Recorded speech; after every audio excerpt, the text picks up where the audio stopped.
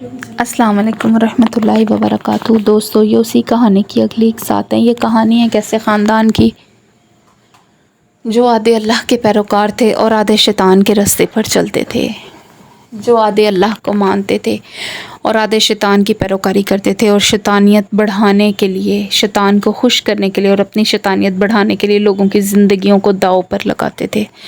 انہوں نے کبھی یہ نہیں سوچا تھا کہ اس سب کا انجام کیا ہوگا۔ وہ ہمیشہ یہی کہتے کہ یہی زندگی ہے بس، اور پھر سب ختم۔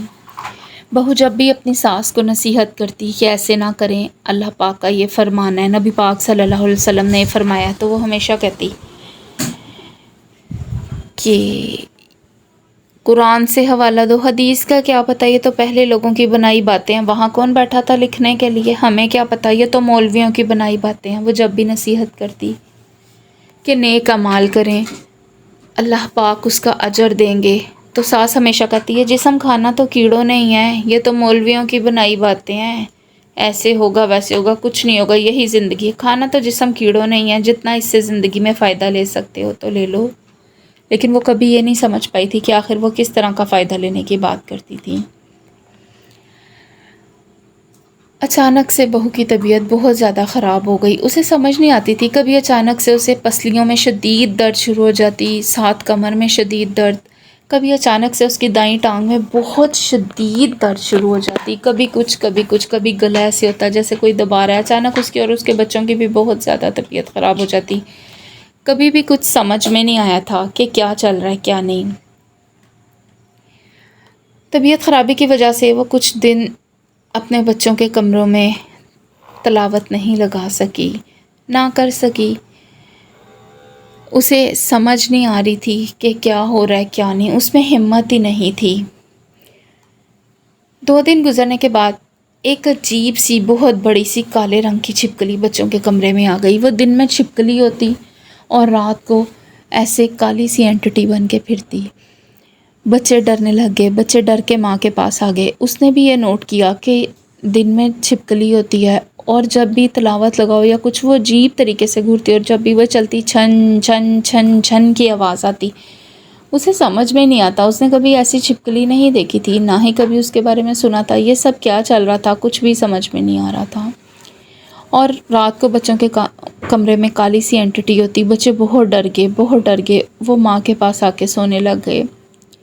وہ انہیں اپنے پاس سلاتی اور اللہ سے دعا مانگتی، اللہ رحم فرما، یہ سب کیا چل رہا ہے، اللہ سمجھ سے باہر ہے، آخر یہ سب کیا چل رہا ہے۔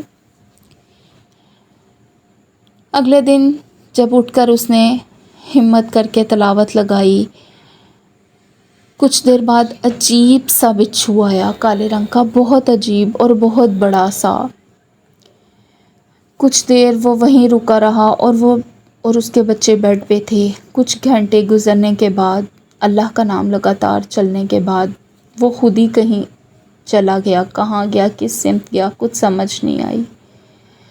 اس گھر میں سانپ اور چھپکلیاں بہت آتے تھے اور گو تو بہت زیادہ، اور مینڈک بھی بہت بڑے بڑے۔ اسے حیرانگی ہوتی آخر ایسا کیوں ہے، سب سے زیادہ سانپ اس کی چھوٹی نند کو ملتے، تقریباً وہی ہر دفعہ سانپ دیکھتی، اور پھر وہ بہن بھائی مل کے سانپوں کو مارتے۔ اسے سمجھ نہیں آتی تھی کہ ہر سانپ ہمیشہ اسے ہی کیوں ملتا ہے۔ کبھی وہ واش روم جاتی، اسے وہاں سانپ ملتا تو وہ بہن بھائیوں کو ٹیکس کر کے بلاتی بھائیوں کو، وہ اور اس کے بھائی مارتے۔ کبھی وہ باہر پانی بھرنے جاتی کولر میں، وہاں اسے سانپ ملتا۔ کبھی وہ لان میں جاتی، اسے وہاں سانپ ملتا۔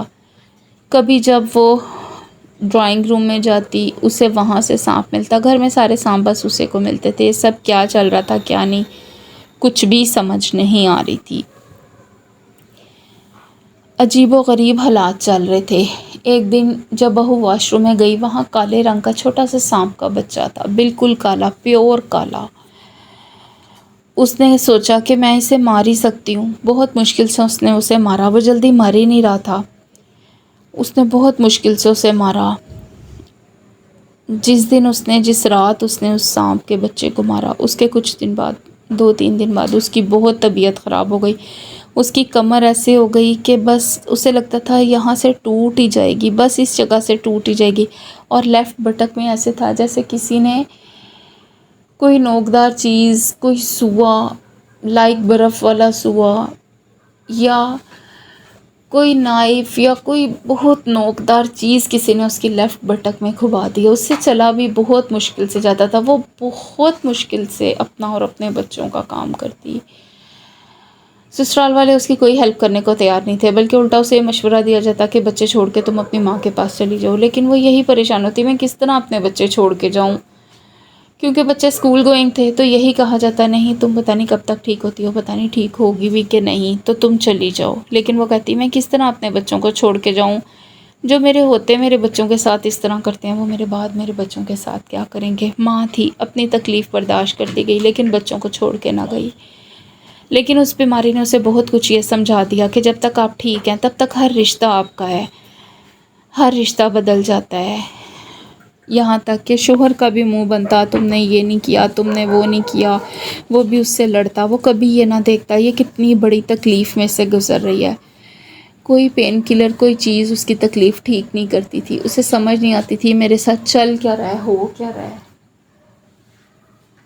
اللہ پاک ہم سب کو جادو ٹونے بدل ہوں ہوائی چیزوں طویز بندوں اور ان کے اثرات سے ان سے آنے والی تکلیفوں، اذیتوں، مصیبتوں، پریشانیوں، بیماریوں، عجیب و غریب حالات، فکر و فاقہ، تنگیوں اور اذیتوں سے بچائیں اور بچائی رکھیں۔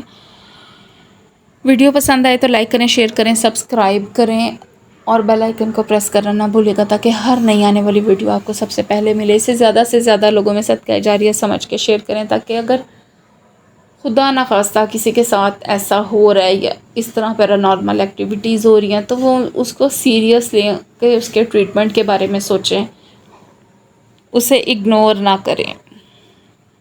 اللہ پاک ہم سب کو اپنے حفظ و ایمان میں رکھیں، دعاؤں میں خصوصی یاد رکھیے گا۔ اللہ حافظ۔